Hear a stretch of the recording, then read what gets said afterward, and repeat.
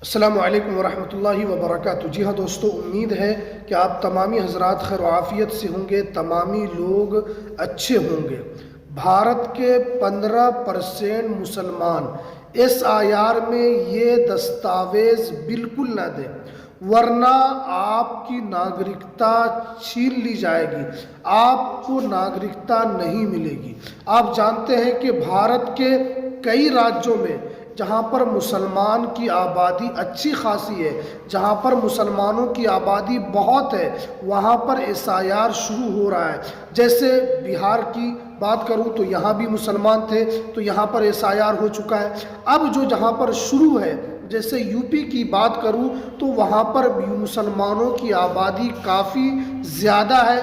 और इसी तरह अगर मैं बंगाल की बात करूँ तो बंगाल में भी मुसलमानों की आबादी बहुत है और उस जगह पर SIR का काम हो रहा है। तो आपको ये दस्तावेज़ बिल्कुल भी नहीं देना है, क्योंकि पहले ही निर्वाचन आयोग ने साफ साफ बता दिया है कि जिनका नाम 2003 सूची में है तो उनको कोई दस्तावेज़ नहीं देना होगा, और जिनका नाम 2003 सूची में नहीं है तो उनको एक दस्तावेज़ देना होगा।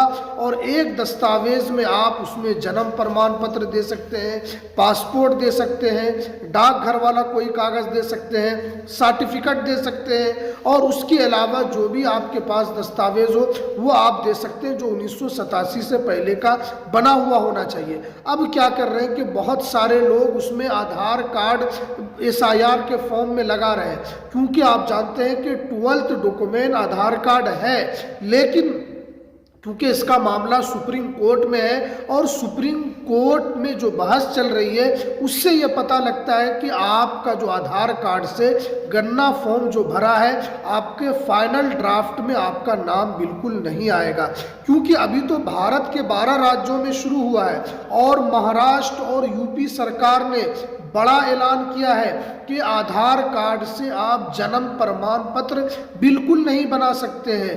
महाराष्ट्र सरकार ने बताया है कि 1 अगस्त 2023 के बाद जिनका भी आधार कार्ड से जन्म प्रमाण पत्र बना है उनका आधार भी रिजेक्ट होगा और उनका जन्म प्रमाण पत्र भी रिजेक्ट होगा। तो इसलिए आपको आधार कार्ड से तो बिल्कुल आपको जन्म प्रमाण पत्र नहीं बनाना है, और यूपी सरकार ने भी यहाँ पर मना कर दिया है कि आप आधार कार्ड से जन्म प्रमाण पत्र नहीं बना सकते, क्योंकि आप लोगों के लिए दूसरा दस्तावेज़ है जो आप जन्म प्रमाण पत्र है, उसके अलावा पासपोर्ट है, डाकघर वाला कोई कागज़ है, और उसके अलावा आपके पास बैंक पासबुक होना चाहिए। तमाम डॉक्यूमेंट्स आप दे सकते हैं, लेकिन आधार कार्ड तो आपको बिल्कुल नहीं देना है। अब बहुत सारे लोग कहेंगे कि बिहार के अंदर तो आधार कार्ड एक्सेप्ट था, बिहार के अंदर तो आधार कार्ड लिया गया था। बिहार के अंदर जो आधार कार्ड लिया गया था वो सुप्रीम कोर्ट के आदेश के बाद यहाँ पर लिया गया था, उससे पहले यहाँ पर आधार कार्ड एक्सेप्ट नहीं था। यही वजह है कि आधार कार्ड की वजह से 65 लाख लोगों के नाम को काट दिया गया था। उसके बाद फिर बहुत सारे लोगों का नाम जुड़ा भी आधार कार्ड के ज़रिए से, फिर भी 65 लाख लोगों का नाम इससे कट गया।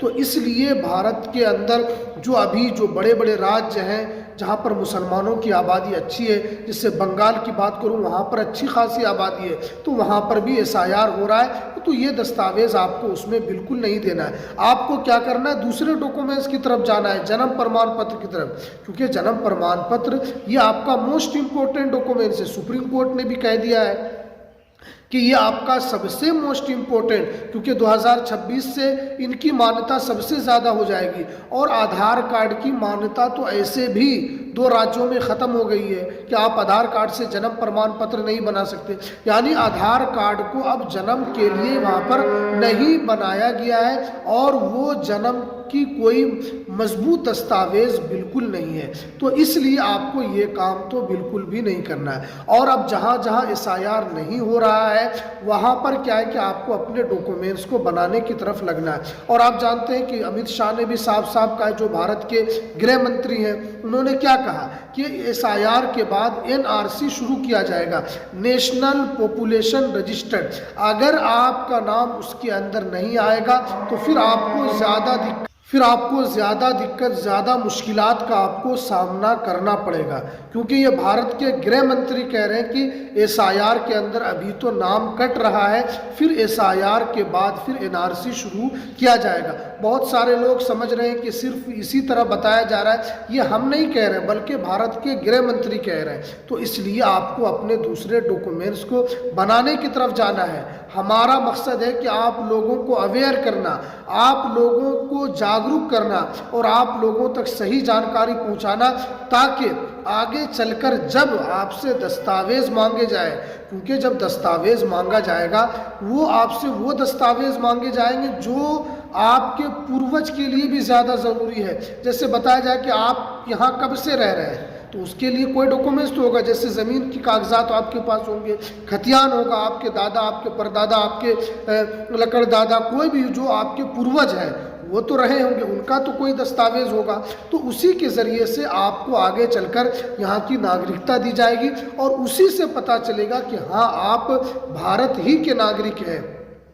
क्योंकि एसआईआर के अंदर बहुत सारे ऐसे लोगों का भी नाम कटा है कि जो 50-50 साल से वोट डाल रहे थे, लेकिन उनका नाम कट गया क्योंकि उन्होंने एसआईआर का फॉर्म नहीं भरा और उसके अंदर उन्होंने डॉक्यूमेंट्स नहीं लगाया।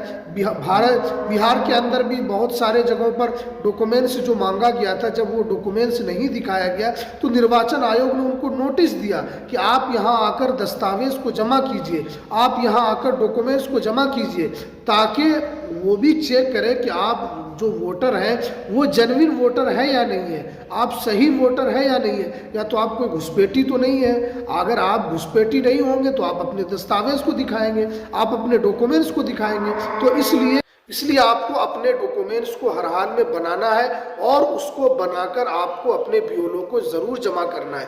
अगर आपके पास अभी नहीं है तो अभी भी आपके पास गन्ना फॉर्म देकर आपको जमा कर देना है।